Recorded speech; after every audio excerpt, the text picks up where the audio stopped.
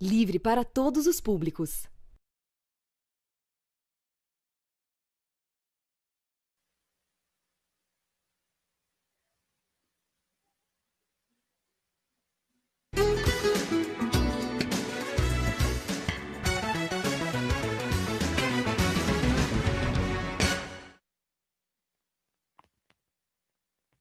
Olá, pessoal! Bom para todos, começando agora. Estamos ao vivo na TVT, na Rádio Brasil Atual 98.9 e também nas redes sociais, no youtube.com/RedeTVT e no facebook.com/RedeTVT. Nas redes sociais você pode escrever aqui pra gente. Então mande comentários, sugestões, perguntas. Me diz de onde que você está acompanhando o Bom para Todos, tá bom? Daqui a pouquinho a gente conversa com o Leandro Fortes, que traz uma análise sobre as principais notícias e os destaques do dia. Hoje também a gente conversa com o professor Legene Mirhan, sociólogo e escritor. Ele vai falar um pouquinho sobre os vários conflitos entre Estados Unidos e China. Vamos entender melhor o que se passa entre essas duas potências. E a gente conversa também com o Centro de Estudos Hannah Arendt. A gente vai conversar com a Ludmila Frank-Lipke, ela que vai falar um pouquinho sobre a denúncia feita por trabalhadores da saúde ao Tribunal Penal Internacional de Haia, essa denúncia feita contra Jair Bolsonaro, o presidente do Brasil. A gente vai entender um pouquinho sobre essa denúncia, quais as possibilidades dela passar adiante e ser levada a um julgamento no futuro. Então a gente vai entender todos os detalhes dessa denúncia que foi apresentada ao Tribunal Penal Internacional, tá bom? Antes, vamos com as principais notícias do dia para você que nos acompanha se manter informado. Depois de ficar 24 horas sem divulgar dados, o governo de São Paulo atualizou as estatísticas do novo coronavírus no país. O estado tem 514 mil, o estado de São Paulo, desculpa, o estado tem 514.197 infectados e 22.389 mortes pela Covid-19. O consórcio de veículos de comunicação contabilizou hoje, agora no início da tarde, a 1h, 88.792 mortes e 2.498.668 casos positivos do coronavírus aqui no país, portanto. Professores da rede estadual de São Paulo foram impedidos de fazer, da rede estadual de ensino de São Paulo, foram impedidos de fazer uma carreata de protesto contra a volta às aulas no estado. Com os números crescentes da pandemia, os educadores não aceitam esse retorno das aulas presenciais, marcado para setembro, de acordo com o governador João Dória. A carreata pela vida saiu do estádio do Morumbi, com destino ao Palácio dos Bandeirantes, que é a sede do governo paulista. Mas a carreata foi impedida de chegar até o palácio pela Polícia Militar. E Jair Bolsonaro segue vetando trechos de leis aprovadas para minimizar os impactos da Covid-19. Hoje, Bolsonaro vetou o auxílio emergencial de R$ 1.200 para mães solo. Depois de ouvir os Ministérios da Economia e da Cidadania, o argumento é de que a lei não apresenta a origem dos recursos e nem o impacto orçamentário e financeiro que esse auxílio causaria nas contas do governo, portanto, Bolsonaro vetou esse trecho da lei que daria esse auxílio para mães solo. Outro veto de Bolsonaro foi na lei que retirou o prazo de validade de receitas médicas durante a pandemia. As receitas perderão a validade, mas o trecho que previa a retirada de medicamento de uso contínuo no sistema de saúde por terceiros foi vetado. Com isso, idosos, deficientes, pessoas do grupo de risco tem que ir pessoalmente às farmácias do SUS e não pedir, por exemplo, que um familiar ou cuidador faça isso. Então, pessoas que fazem parte do grupo de risco têm que ir até a farmácia, até o SUS, pedir medicamento. Esse trecho foi vetado pelo presidente Jair Bolsonaro. O Brasil está em terceiro lugar no ranking de violência no campo. O relatório Global Witness, relatório chama Global Witness, aponta que 24 ativistas foram assassinados em 2019, 4 a mais do que em 2018. À frente do Brasil, veja só, estão Filipinas, com 43 assassinatos, e Colômbia, com 64 mortes. No mundo todo, 212 pessoas ligadas à defesa do meio ambiente foram assassinadas em 2019. Bom, a gente conversa agora um pouquinho sobre essas notícias e também sobre outras notícias com o jornalista Leandro Fortes, que nos acompanha aqui às quartas-feiras. Tudo bom, Leandro? Tudo ótimo, Thalita. Como vai? Tudo certo também. Leandro, queria trazer uma outra notícia para pedir sua opinião, queria que você nos ajudasse, inclusive, a entender essa notícia. O Procurador-Geral da República, Augusto Aras, ele disse numa live que aconteceu ontem à noite que a Lava Jato é uma caixa de segredos. Ele disse que a força-tarefa da operação em Curitiba tem mais dados armazenados que todo o Sistema Único do Ministério Público Federal e que esses dados contêm, inclusive, informações sobre 38 mil pessoas. Como que a gente interpreta nesse momento essa crítica feita por Augusto Aras, Procurador-Geral da República, à Lava Jato? Thalita, primeiro, na verdade, isso não é uma crítica, isso é uma denúncia. É uma denúncia grave, é a denúncia da existência de uma unidade do Ministério Público, né? Essa Força-Tarefa de Curitiba, que é uma unidade protofascista que mantém métodos e arquivos próprios alheios à legislação, alheio aos protocolos do Ministério Público, e que a gente sabe, né, hoje sabem, que fazia o que queria, que estava inclusive se capitalizando com mais de R$1 bilhão de dinheiro da Petrobras. Se não fosse descoberto pela mídia independente, é bom frisar, o que estava acontecendo, esses caras tinham formado um Estado dentro do Estado. Essa turminha de procuradores da República de Curitiba, comandada por esse fanático religioso chamado Deltan Dallagnol, montou uma estrutura particular, assim, um para-estado, um estado próprio, onde eles faziam literalmente o que queriam e destruíam reputações e achacavam pessoas e chantageavam e utilizavam o Instituto da Delação Premiada para chantagear pessoas, para intimidá-las, para forçá-las a falar o que eles queriam, uma espécie de tortura. Então, essa gente chegou a um limite tal que agora o Procurador-Geral da República descobriu que eles têm um arquivo de 350 terabytes, enquanto o Ministério Público Federal todo só tem um arquivo de 40 terabytes. E que eles controlam 38 mil registros de pessoas sem nenhuma fiscalização. Ninguém sabe para que eles usam esses arquivos. Então, assim, esses criminosos, eles vão ter que passar pela barra da justiça em algum momento, porque essas pessoas estavam operando um Estado dentro do Estado. Eles criaram um Estado policial próprio, que era comandado pelo senhor Sérgio Moro. A Vaza Jato demonstrou isso perfeitamente, ele era o chefe dessa gangue em Curitiba, e essas pessoas operaram dentro do Estado brasileiro um Estado policial próprio, e agora estão sendo desvendados pelo Procurador-Geral da República. E olha que a gente está falando de um Procurador-Geral da República escolhido pelo Jair Bolsonaro, você vê a gravidade da coisa.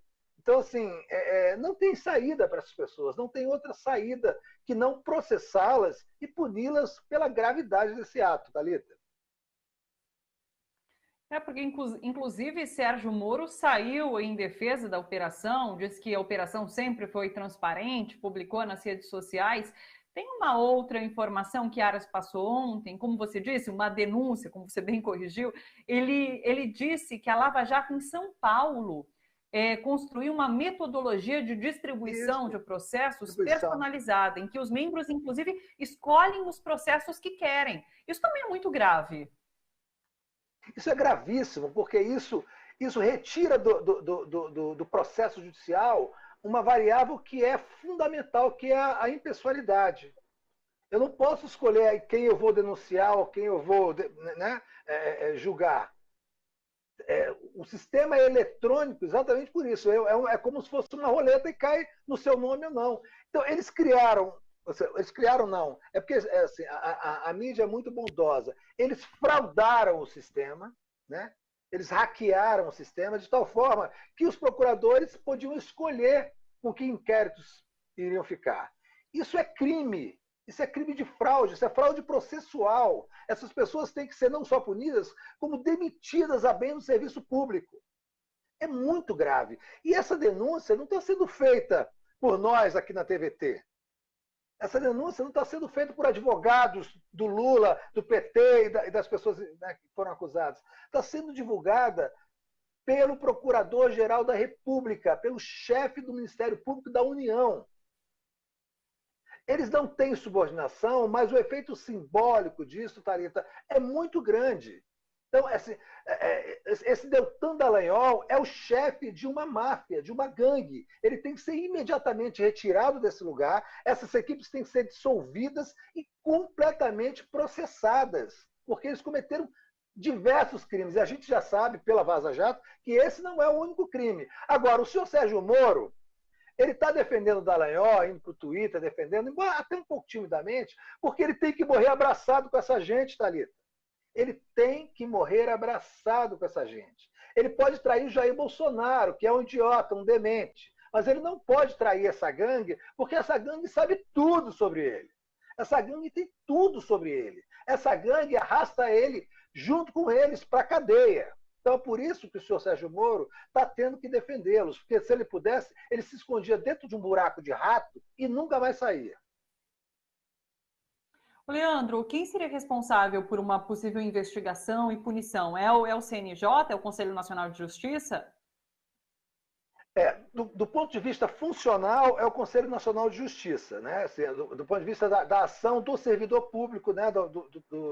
No caso do Sérgio Moro. No caso dos procuradores, é o Conselho Nacional do Ministério Público, que infelizmente é uma confraria corporativa da pior qualidade, que vem recebendo denúncias ao longo desses últimos 6 anos, sistematicamente, de todos esses abusos, e tem arquivado ou absolvido essa gente sem nenhum escrúpulo. Mas o momento é outro, e a denúncia do Procurador-Geral da República. Agora, a questão da fraude processual é Código Penal. Esse processo tem que ser feito pelos advogados dos envolvidos ou pelo próprio Procurador-Geral da República, mas é Código Penal. Eles vão ter que ser processados penalmente para sofrerem as sanções do Código Penal.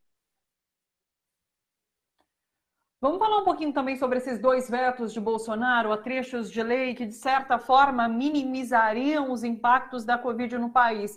Acho que a gente vai falar um pouquinho depois sobre essa denúncia, inclusive, que foi apresentada ao Tribunal Penal Internacional, que é justamente isso. São as várias ações e omissões que levam essa pandemia a ser mais brutal ainda no nosso país, né? Como você viu mais essa ação de Bolsonaro?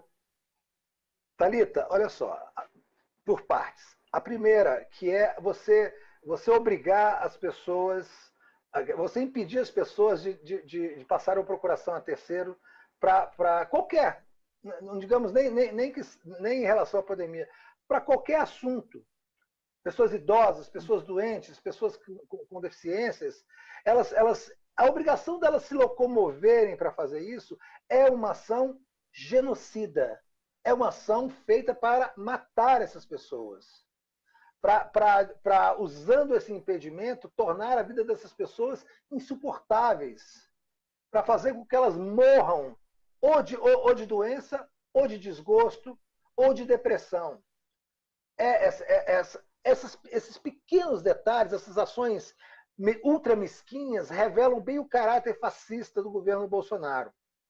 Né? E a outra diz respeito às mães solos. As mães solos, que antigamente eram chamadas de mães solteiras, né? Mas a mãe solo não é um estado civil, é uma circunstância. E uma circunstância muito difícil. Né?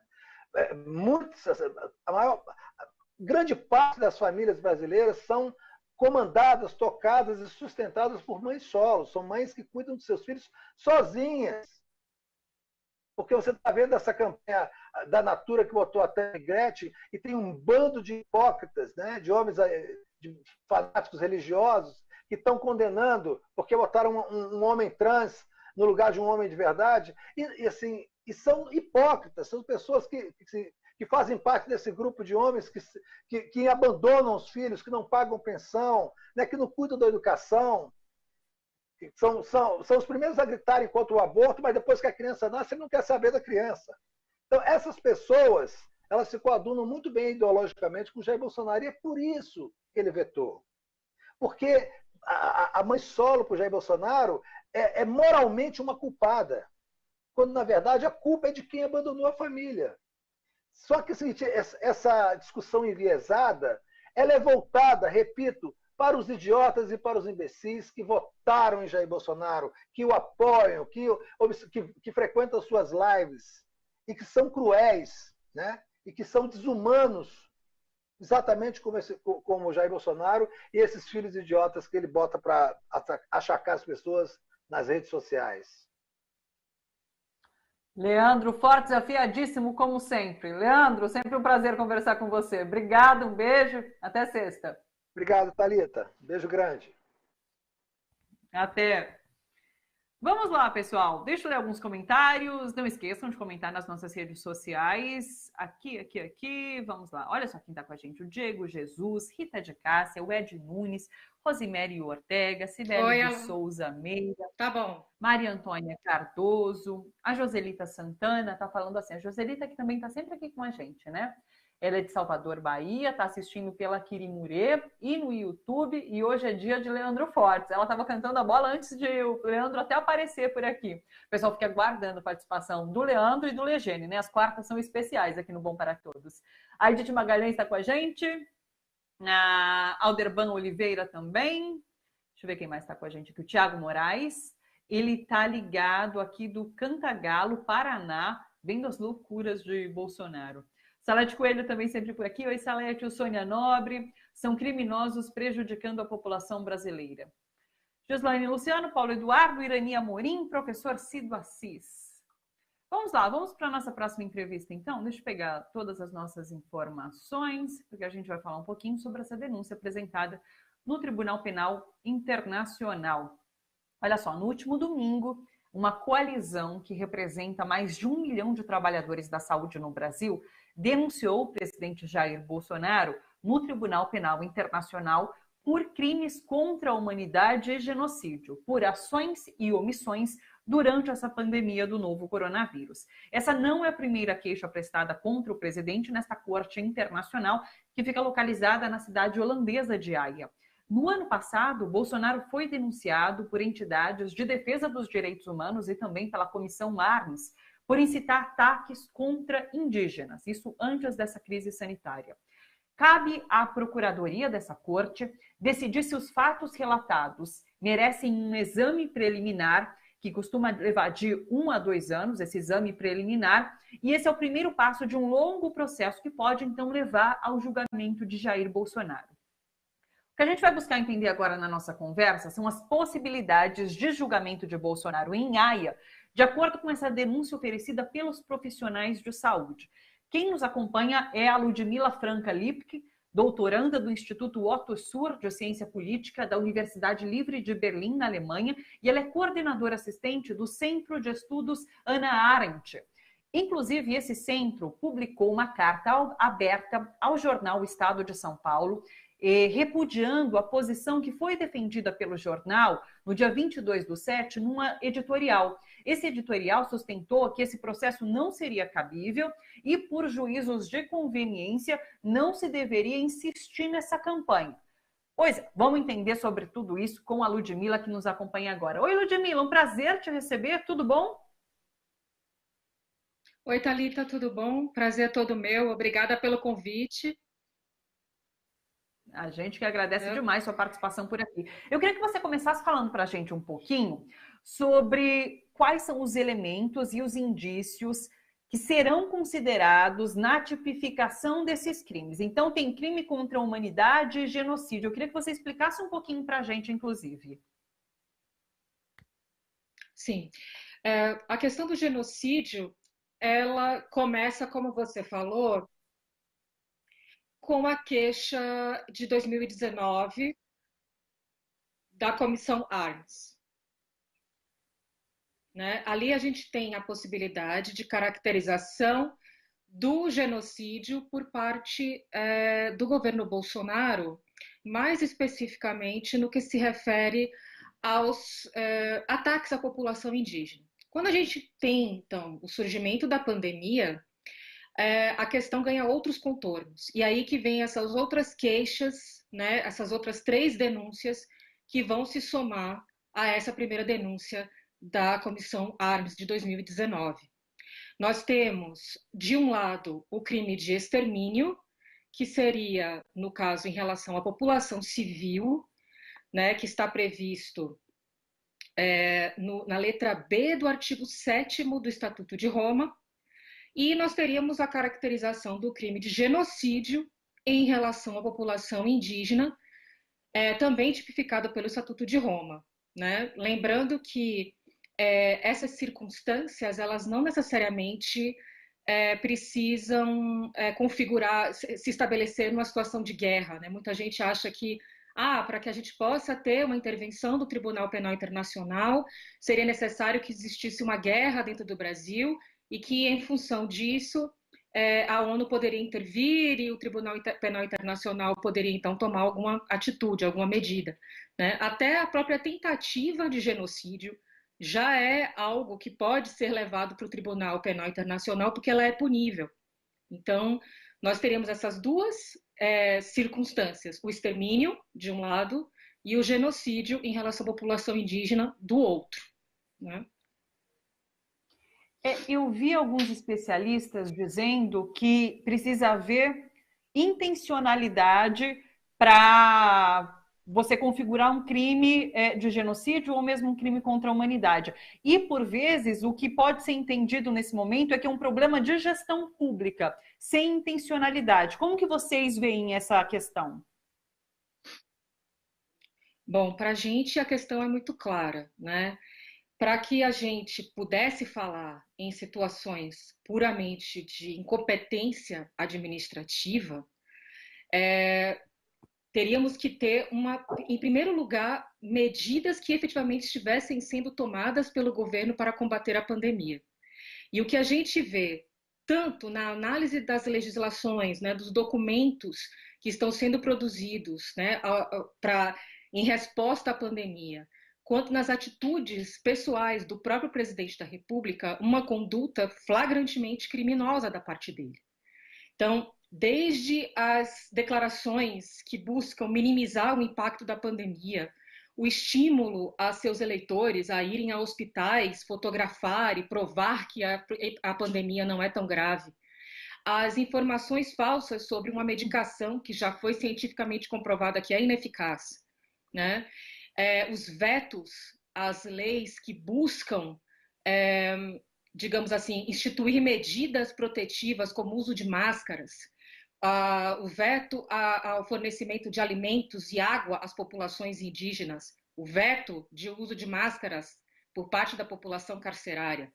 Todos esses são elementos muito concretos. Como se não bastasse isso, a gente tem que, há pouquíssimo tempo, na semana passada, nós vimos que nem metade dos recursos que estavam disponíveis foram usados pelo Ministério da Saúde. Houve boicote a governadores, houve tentativa de constrangê-los, né, com prisões, com ameaças, tentando angariar apoio de empresários para que ameaçassem não dar mais investimentos para as campanhas da reeleição desses governadores e prefeitos. Ou seja, existe uma intenção deliberada que pode ser tanto aferida do ponto de vista das atitudes concretas do presidente da República, né, em minimizar a pandemia, em estimular aglomerações, em passar informações falsas, quanto as próprias atitudes legislativas, os vetos que ele tem instituído sucessivamente e o atraso no fornecimento de verbas para que haja uma resposta por parte do governo local, né, prefeituras e governos estaduais em relação à pandemia. Então, todos esses são atos que demonstram intencionalidade. Enfim, talvez algumas pessoas acreditem que não haja, enfim, esse tipo de possibilidade, porque é uma situação nova, né? A gente não é uma situação que ainda está sendo construída do ponto de vista internacional, mas a gente já tem, inclusive, legislação aqui no Brasil de 1956 que já tipifica o genocídio. Né? Então, tanto do ponto de vista internacional quanto do ponto de vista nacional, as condutas podem e devem ser tipificadas. Né? Então, tem esse esforço interpretativo e não de antemão já dizer não é genocídio, estão banalizando, quando as atitudes, quando as leis promulgadas dizem o contrário. essa primeira fase agora de triagem no Tribunal Penal Internacional, o que deve acontecer, Ludmila? É justamente isso? Eles vão investigar documentos apresentados nessa denúncia? O que deve acontecer? Quanto tempo isso deve demorar? Como que é esse percurso no tribunal? Então, as denúncias elas vão ser analisadas, isso não é algo simples de acontecer, não é rápido, né? E tem que ter, como que se diz? Tem que ter uma análise detalhada dos fatos, a pandemia ainda está ocorrendo, tem muitos dados que não são ainda de conhecimento geral, né? Que ainda estão sendo produzidos, então, é uma questão até de prioridades, vamos dizer assim, né? Nessa investigação. Primeira, para saber se há o cabimento, se pode ser admitida uma tal queixa, né? Lembrando que existem outros países também, como a Itália, em que estão buscando, né, a população agora que passou a pior fase da pandemia, eles estão buscando responsabilizar os governos pelo número de mortes exagerado que aconteceu, pelo entendimento de que poderiam ser tomadas medidas para evitar essas mortes. Então, não é uma coisa que ainda está estruturada, que se sabe como que vai se desenvolver, mas em um primeiro momento tem que se ter a análise para saber se é cabível ou não, se vai ser admitido ou não um julgamento dessa natureza por parte do Tribunal Penal Internacional. Independentemente disso, levando-se a questão para o Tribunal Penal Internacional, saindo da mera consideração, né, territorial dos instrumentos de controle judiciário do Brasil, a gente tem a possibilidade, como posso dizer, de dar nome aos bois, né? De nomear a conduta do presidente, nomear as atitudes dele, sair essa ideia de que seria apenas uma má gestão para investigar qual é efetivamente a responsabilidade do presidente da República, do ponto de vista penal, das condutas que ele tem praticado. Então, esse é um primeiro aspecto, qualificar a conduta do presidente da República, né? E determinar os limites de sua responsabilidade em relação a isso. E essa determinação, essa discussão sobre a responsabilidade do presidente pode instigar também uma pressão internacional, que é muito importante para nós. A gente já viu que outros países e parceiros comerciais do Brasil se posicionaram em relação ao que estava acontecendo ano passado na Amazônia. Tudo bem que agora eles passaram a boiada, né? Como a gente já viu, passaram-se mais de 150 decretos de legislação e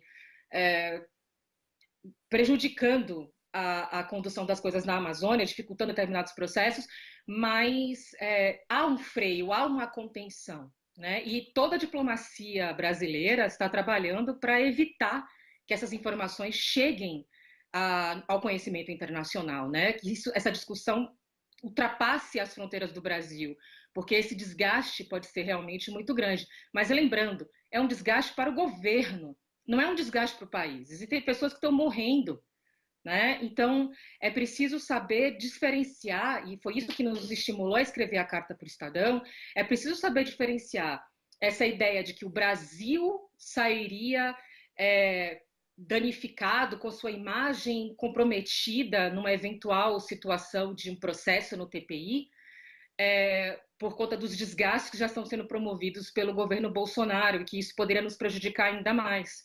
É um cálculo, é uma matemática perversa, onde, de alguma maneira, essas mortes se tornam naturalizadas, como se houvesse um bem maior a ser protegido.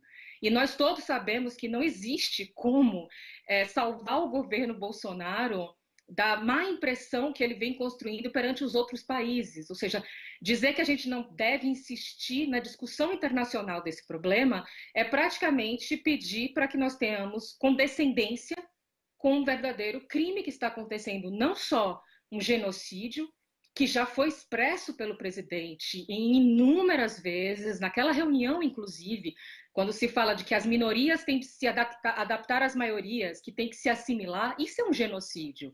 E isso já está colocando na mesa que não vai haver uma proteção para a preservação daquele grupo. Então, a gente sabe pela história que os genocídios eles não começam logo com mortes, né? Eles começam primeiro com medidas de rechaço, submissão à fome, prejuízo das condições de vida, né? Negação daquela cultura, e assim as coisas vão escalonando. Então, a pandemia, acaba entrando dentro nesse contexto como algo, como uma medida que, se não foi desejada pelo governo, até porque eles não têm controle se haveria uma pandemia ou não, mas que está sendo administrada como política para tratar as próprias minorias, né? De uma certa maneira. Então, todas essas são questões que têm de ser discutidas para que a gente possa determinar a eventual responsabilização do governo e criar essa pressão política para que as coisas mudem, né? De alguma maneira, para que se pare o que está fazendo, para que o governo, de alguma forma, dê assistência à população, nem que seja por conta de uma pressão de parceiros comerciais que se recusem a fazer negócios com um país em que o seu presidente está engendrando um extermínio da população carcerária, o extermínio das populações mais pobres e o genocídio das populações indígenas. Eu acho que é importante que você coloca porque parecia haver certos pudores em tratar com a palavra genocídio a gestão desse governo. Quando Gilmar Mendes, do STF, falou que o Exército estava compactuando com o genocídio promovido pela gestão Bolsonaro, isso assim, deu um alerta, realmente, todo mundo falou, genocídio talvez seja uma palavra muito forte, e o que você coloca que é isso, na verdade, é um genocídio, pode ser configurado como um genocídio, e inclusive o Tribunal Penal Internacional pode avaliar esse processo, esse julgamento, por esse crime de genocídio, sim, que está sendo cometido aqui no país. Sim, é isso mesmo. A gente tem esses pudores em relação à qualificação como genocídio, mas a verdade é que, se nós olharmos para o surgimento, né, das primeiras discussões sobre o que seria genocídio, que vão acontecer lá na Segunda Guerra com o Tribunal de Nuremberg, a gente vai ver também que houve outras circunstâncias anteriores à Shoah, né, ao Holocausto, em que se configurou genocídio, como, por exemplo, o genocídio armênio, que nunca foi levado a julgamento e que implica hoje para a Turquia a sua não adesão à União Europeia, porque alguns países como a França se recusam a aceitar a Turquia enquanto eles não fizerem um processo de memória e de reparação em relação a esse genocídio. Então, são circunstâncias que ganham uma determinada importância a partir do Holocausto, mas de alguma maneira as pessoas acham que genocídio vai ser só aquilo que aconteceu na Alemanha nazista, ou só quando houver 1 milhão de mortos e que for num conflito armado, no meio de uma guerra, quando a gente sabe que, na verdade, não é bem assim que as coisas funcionam, né? Como eu disse, a tentativa de genocídio, ela é passível de julgamento, né? É um crime também. A configuração do genocídio, ela vai ter que ser analisada em cada caso concreto. Você não tem uma descrição fechada, taxativa, sobre o que pode ser genocídio. Os elementos têm que ser colocados para discussão. Por isso que há o juízo de admissibilidade, para saber se efetivamente essa conduta pode ser tipificada, e aí sim, uma vez tipificada, vão se ter os elementos de defesa, enfim, vai ter todo o contraditório e todo o processo no seu curso normal. E essa discussão para a gente é muito importante, como eu falei, porque isso vai levar para o âmbito internacional, as discussões vão ser em outros termos, com outros parceiros, evita a possibilidade, inclusive, da perseguição a sujeitos. Quando você vê Gilmar Mendes, que é um ministro do STF, um jurista, uma pessoa que lida como um conservador, usar a palavra genocídio é de se chamar atenção, porque ele não faria isso de forma leviana. Né? Ninguém vai esperar que um jurista do porte do Gilmar Mendes e com o histórico político do Gilmar Mendes vai comprar uma causa falida, completamente aleatória, de comunistas ou de esquerdistas ou o que quer que seja. Então, a discussão ela é válida, o problema ele existe, e existe a possibilidade de se configurar, sim, o genocídio, sim, o extermínio da população, em função das intenções que são demonstradas pelas atitudes do presidente e pelas legislações que estão sendo produzidas ao longo desse processo da pandemia, as medidas efetivas de combate à pandemia. Nós estamos sem ministro da Saúde há 70 dias. E os ministros saíram justamente porque não quiseram adotar as medidas, digamos, problemáticas, né, que estavam sendo propostas pelo presidente. Então, todos esses são indícios muito fortes de que existe uma intenção por trás, né? Uma intenção concreta de qual é o objetivo de se proibir o uso de máscaras. O mundo inteiro, todo mundo está usando máscaras. Países como a Alemanha, como a França, na Alemanha a gente tem a obrigação de usar máscara, senão a gente vai pagar multa. Né? Então, por que alguém deliberadamente vai proibir que pessoas nas escolas, que crianças usem máscaras? Qual a intenção por trás disso, a não ser um juízo perverso de alguém que inúmeras vezes já disse que tinha que matar 30 mil, que exalta torturadores, né? Que é a favor da tortura. Ou seja, existe uma política da morte e da administração da morte por parte desse governo. Quais são as nuances que isso vai ganhar? A gente tem que discutir. E o Tribunal Penal Internacional é uma instância competente para esse tipo de discussão, né? Porque tira do governo a possibilidade de controle institucional e joga o problema para outra esfera, onde outros atores poderão também analisar a questão e exercer algum tipo de pressão para que o governo pare com as suas políticas criminosas. Ludmila, que conversa rica que a gente teve, quanta informação importante que você traz aqui para a gente. Eu agradeço demais a participação, fica o convite, inclusive, para retornar outras vezes, para a gente continuar discutindo esse assunto, que é bastante importante para o nosso país, mas, por enquanto, meu obrigado e até uma próxima. Uma boa tarde para você, Ludmila. Obrigada, Thalita, também pelo convite, estou à disposição de vocês, tá? E uma boa tarde. Força aí, saúde para todos. Pra gente, um beijo, até mais. Deixa eu ver se eu consigo ler rápido alguns nomes. Tomé Santos está com a gente, dando parabéns para a Ludmila. Diego Jesus falou muito bem esclarecidas, questões abordadas, parabéns para a Ludmila. Gabriel Goulart, é óbvio que está acontecendo um genocídio aqui no Brasil. Edith Magalhães disse as atitudes do governo Bolsonaro passando legenda aqui com a gente. Tudo bom, professor?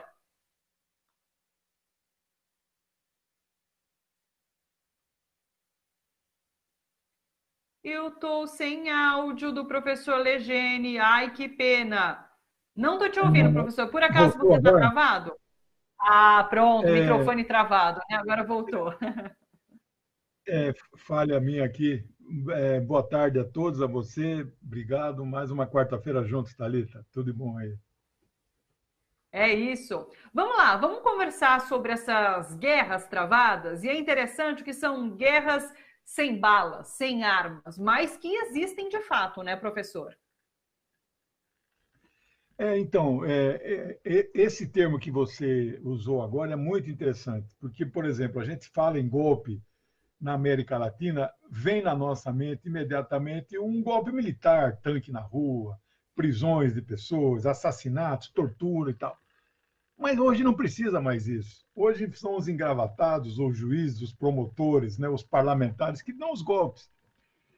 Então, eu estou escrevendo, já tem 2 ou 3 dias, já está esboçado, um artigo que é assim, as 7 guerras que os Estados Unidos travam com a China. Né?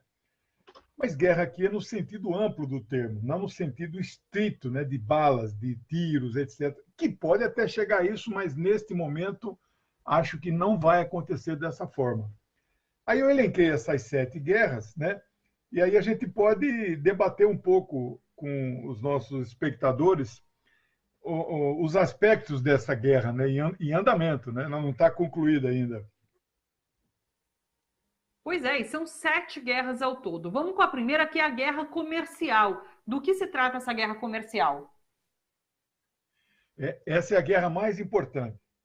Talvez, dependendo do país que está do outro lado dos Estados Unidos, ele pode não resistir, ele pode sucumbir, ele pode matar pessoas. Né? Por exemplo, o Iraque, o bloqueio que os Estados Unidos fez no Iraque entre 1991 e 2003, por 12 anos, matou 2 milhões de pessoas.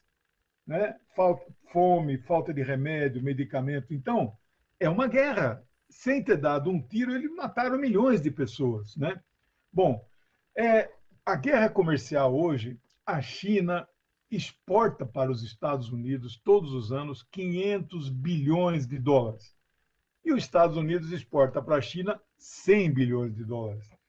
Isso gera um déficit anual de 400 bilhões de dólares, que é dinheiro que os Estados Unidos têm que mandar para a China, né? Porque ele comprou produtos e o que ele deu de produtos não cobre 20% das suas importações chinesas, né?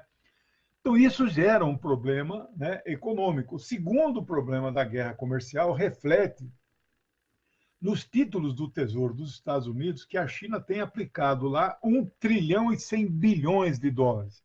Se em qualquer momento o Xi Jinping pegar o telefone e ligar para o Donald Trump, olha, eu estou querendo esse dinheiro de volta, eu quero o resgate antecipado desses títulos, é imprevisível o que pode acontecer com a economia estadunidense. Alguns analistas internacionais, Dr. Alfredo, pelo menos, que eu li artigos deles essa semana, ele fala que isso é uma hecatombe nuclear. Isso causa um baque muito grande na situação. Então, tudo que os Estados Unidos puder fazer de sobretaxar os produtos chineses, colocar tarifas alfandegárias, dificultar, denunciar a China na Organização Mundial do Comércio, tudo que ele puder fazer, ele vai fazer nesta guerra sem balas, nesta guerra comercial, né? Agora, a China tem um problema. É um dilema.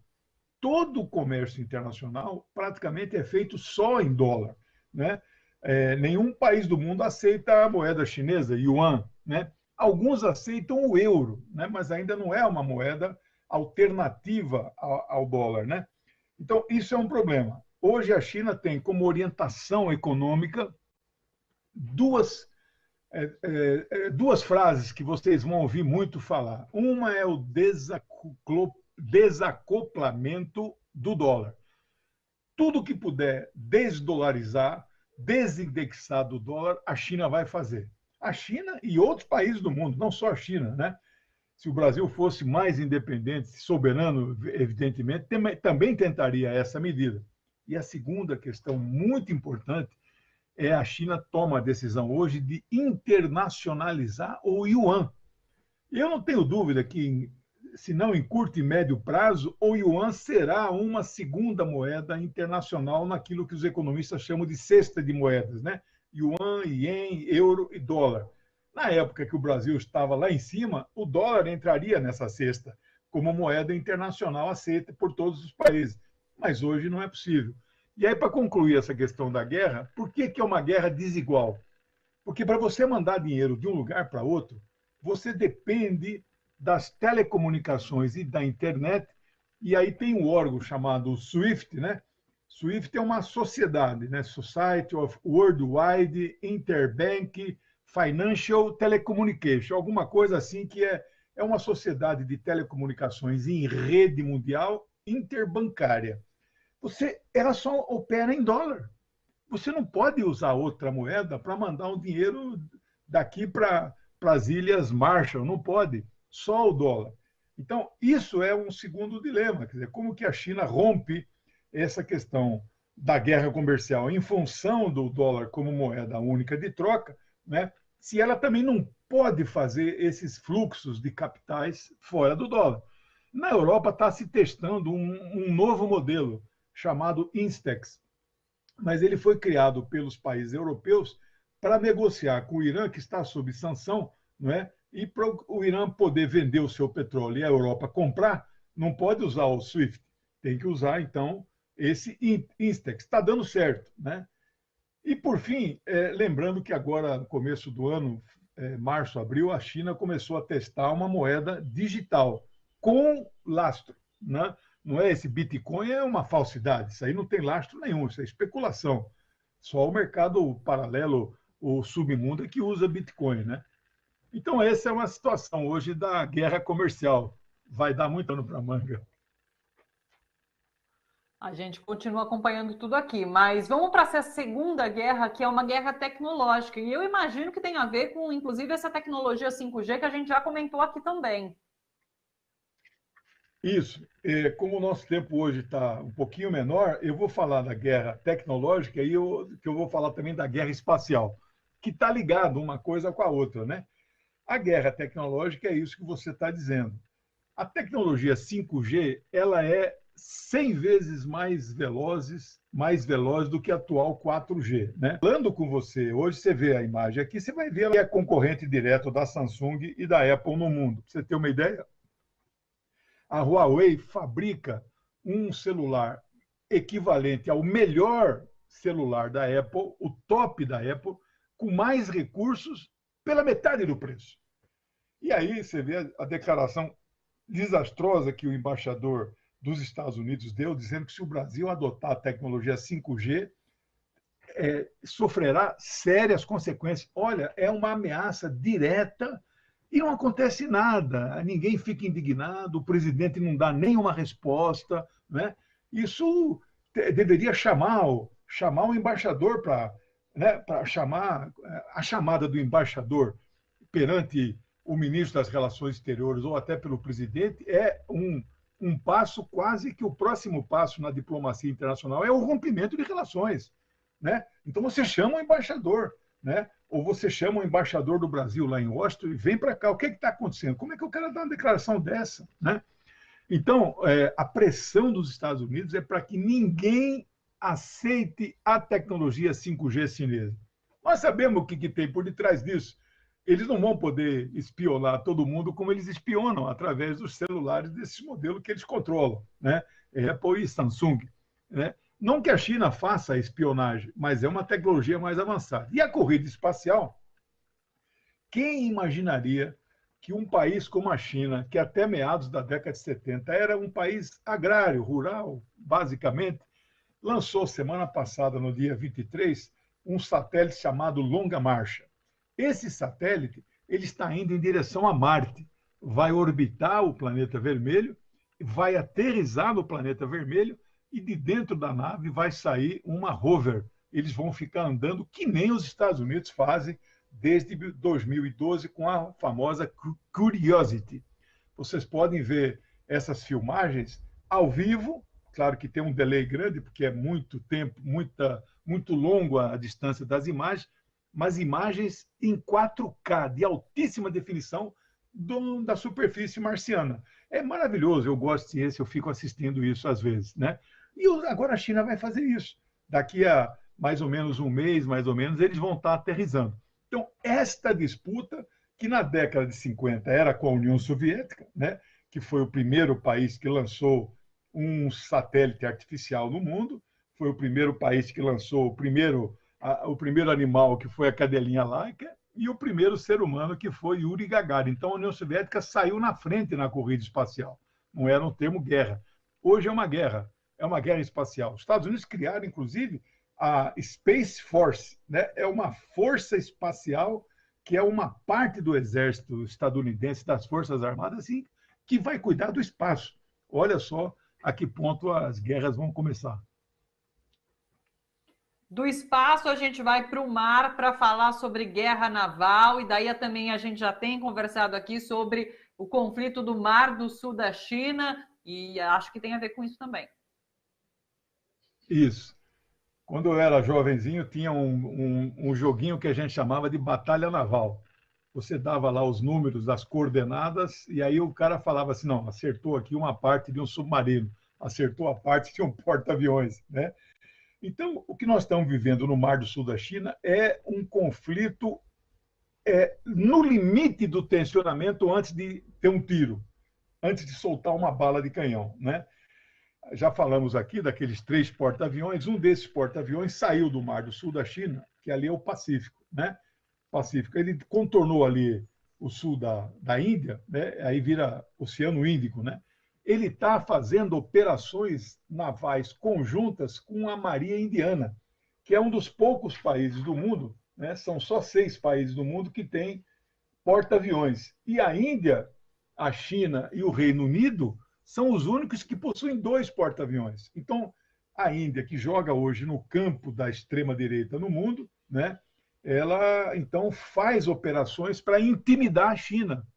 Então, e ali no Mar do Sul da China, mais um pouco ao norte, você tem ali o Japão e a Austrália, que também fazem operações conjuntas com a Marinha estadunidense. Tudo isso para proteger o quê? Para proteger Taiwan, que é a menina dos olhos dos Estados Unidos. É como se fosse Israel no mundo árabe, Taiwan na Ásia é a ponta de lança. A invocar hoje. Espera aí, está dando uma travada, professor. Mas nós, então... Voltou. Espera um minutinho, professor, que deu uma travada na sua conexão. Oi, acho que agora voltamos. Você falava sobre Taiwan, ser a menina dos olhos dos Estados Unidos. Então, a menina dos olhos, assim, é como se fosse uma Israel na Ásia, né? Porque lá no Oriente Médio, Israel é que toda protegida pelos Estados Unidos.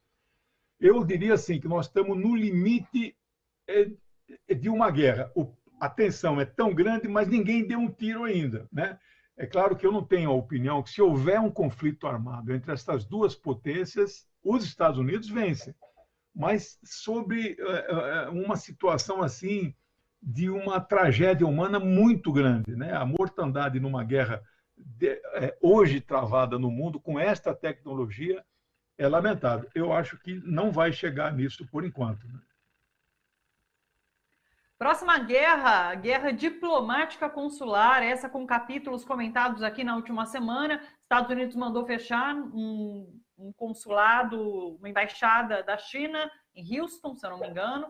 Logo depois, você comentou aqui na quarta-feira passada que a China retaliaria de alguma maneira, e foi o que aconteceu logo depois. A China também pediu o fechamento de uma embaixada americana lá no país, né? Cada país, os Estados Unidos tem 5 consulados na China e a China tem 5 consulados nos Estados Unidos. Em diplomacia é tudo assim. O único que não faz no mesmo nível de diplomacia é o Brasil, porque virou capacho dos Estados Unidos. Por exemplo, a tal da contrapartida, né? Nós retiramos aqui o visto, a exigência de visto para os estadunidenses. Eles não retiraram para nós. Então, isso não se faz em diplomacia. A diplomacia, então, é 5-5. Eles fecharam no dia 23 de julho a embaixada, o consulado em Houston. No dia seguinte, dia 24, a China... E deu o mesmo tempo de prazo. Não se dá em diplomacia 48 horas para os diplomatas desocuparem o corpo consular, a sede do consulado, né?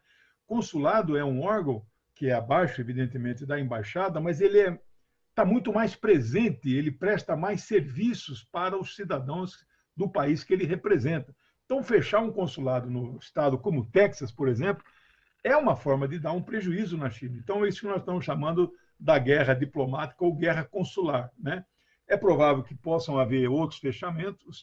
A China fechou o consulado dos Estados Unidos no dia seguinte em Chengdu, que é uma das maiores cidades capitais, umas províncias mais importantes na China. Isso pode acontecer mais vezes. Os Estados Unidos acusaram os diplomatas chineses sediados em Houston, né, de serem espiões. Ora, mas isso é de um primarismo. Todo o corpo diplomático de qualquer país do mundo são basicamente espiões. Eles estão ali para mandar informações do país em que eles tenham o consulado para o seu país de origem. Essa é a função do corpo diplomático, dar informações. Então, é bobagem.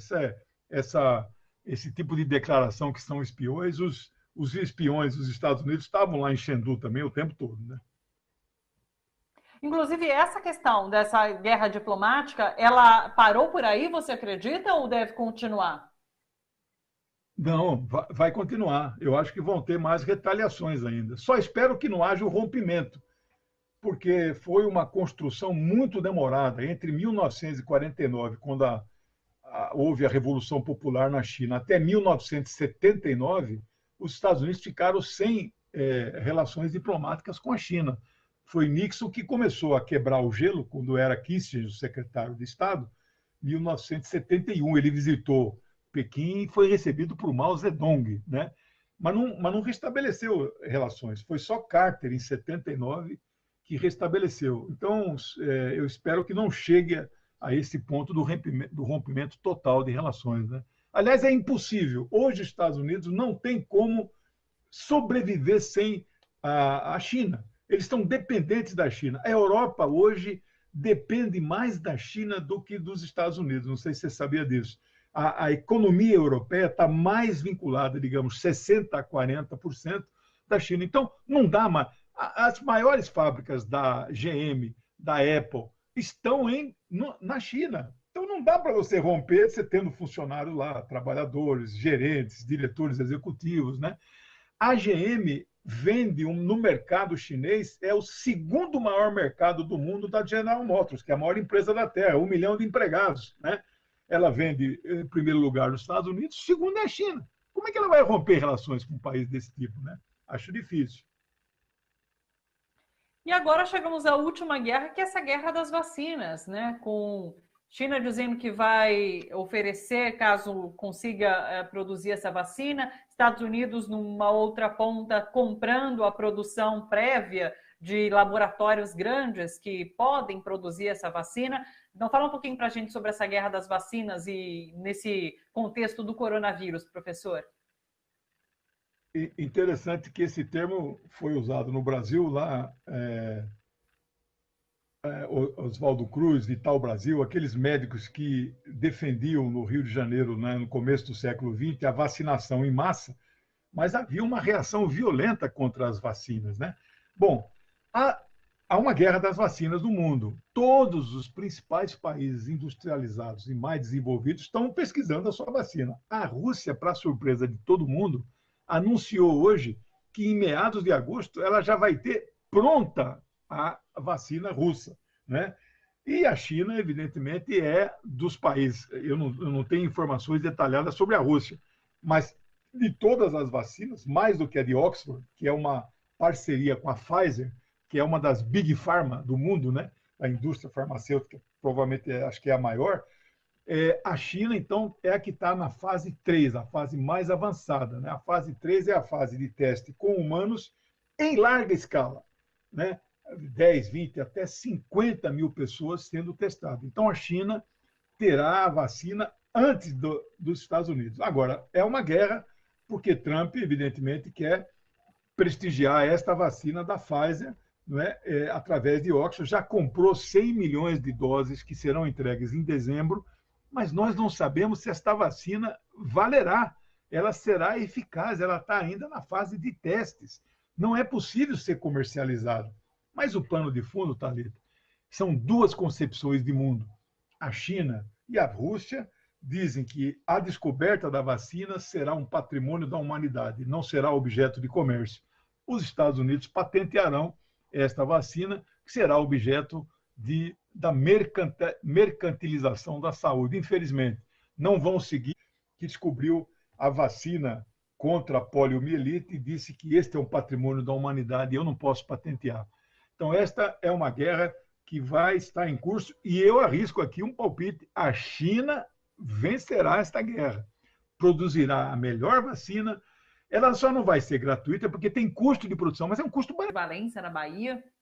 O Francisco Magalhães, Legene, o melhor comentarista internacional. A Luciana Fernandes, excelente análise, parabéns. A Edinalva Moreira de Souza falou, será que nunca os Estados Unidos vão perder? É assustadora as manobras assassinas e cruéis dos Estados Unidos. Marco Silva falou, grande professor Legene. Lilian Rosa Martins, grande professor Legene Mirhan. Gislaine Luciano falou, adoro esse canal. Falam a verdade, o povo tem que saber a verdade. Obrigada, Gislaine. O Gerson Miller, que é de Veranópolis, no Rio Grande do Sul, comentou em relação à nossa conversa agora com a Ludmila sobre o Tribunal Penal Internacional. Ele disse assim, o Gerson Miller, genocídio sim, esse governo deve responder por todas as mortes que estão acontecendo no Brasil. Kátia Gold deu parabéns pelo programa, muito obrigada. O Tomé Santos, Maria Antônia Cardoso, ela disse assim, a Maria Antônia, muito importante o esclarecimento sobre as ações do Tribunal Penal Internacional, que esse tribunal se levante em relação a Bolsonaro. O Gabriel Goulart, é óbvio que está acontecendo genocídio aqui no Brasil. Pois é. Pessoal, agradeço demais os comentários e a companhia de vocês todos que nos acompanham também pela TV, pela Rádio Brasil Atual, e, é claro, pelas redes sociais. Os últimos recados que eu esqueci de dar hoje, youtube.com/RedeTVT. Você pode se inscrever para receber notificação sempre que o Bom para Todos começar ao vivo. e você também consegue receber as notificações de outros programas que entram aqui sempre ao vivo na TVT. E você também pode, no nosso canal do YouTube, se tornar membro. Para se tornar membro, você faz uma contribuição, são R$ 7,99 por mês, para ajudar a TVT, a Rádio Brasil Atual, esse projeto de democratização da comunicação. Além disso, a gente tem o nosso Catarse, que é o nosso site de financiamento coletivo. Daí você entra no catarse.me/TVT, você pode fazer uma doação para a TVT, claro, e fazendo uma doação ou se inscrevendo no nosso canal do YouTube, você ganha 40% de desconto nos livros da editora Expressão Popular. Essa é uma editora bastante próxima aos movimentos sociais, portanto, os títulos, inclusive publicados pela editora Expressão Popular, tratam de lutas sociais, de construção de um mundo mais justo, mais igual. Então, são títulos bastante interessantes. É só você entrar no site, dar uma olhada lá no catálogo de livros e doando para a TVT ou se inscrevendo no nosso canal do YouTube, você ganha esse desconto de 40%, tá bom? É isso, pessoal. Recados dados. Mais uma vez, obrigada pela companhia. O Bom para Todos volta amanhã às 3 horas da tarde e eu espero todos vocês. Até lá. Tchau, tchau.